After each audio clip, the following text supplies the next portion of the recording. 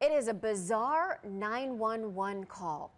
It wasn't made by someone needing help. That was a dispatcher berating a woman. Apparently he was fed up with. Now that dispatcher is being charged with a crime. First at 4, Brittany Weir spoke with the woman who received that call and has her reaction to it. The Twinsburg Police Department calling. Okay. Do I have your attention? Pardon me? Do I have your attention? On Friday, June 6th, Karen Clinton received a phone call she'll never forget. The caller ID said Twinsburg Police. My heart started racing. I was bracing for impact. I was getting ready. I'm like, do I need to sit down? But what happened next left her speechless. You win the prize, and it's called the Booby Prize. You are the dumbest person to call this police department on a repeated basis.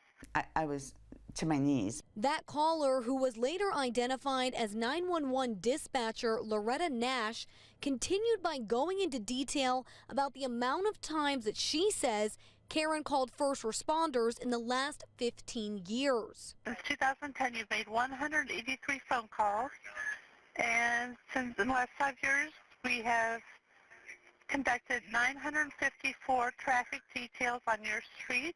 Being a former firefighter and police dispatcher, Karen says she knows how important 911 calls are. So she says she would never abuse the 911 line.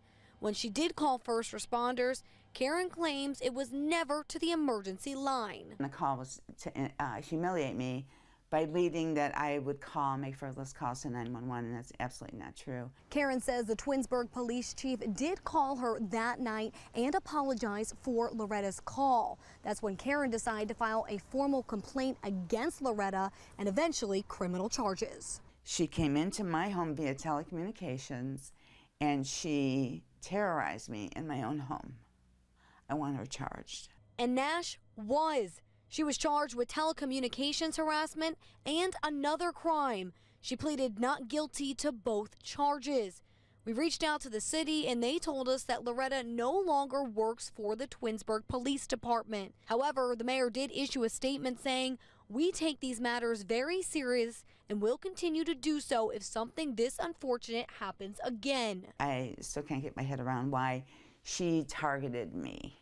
And that's exactly what she did. She targeted me. And it was one of the most cruel, heinous things. Loretta is due back in court on July 28th for a pretrial. In Twinsburg, Brittany Weir, 19 News.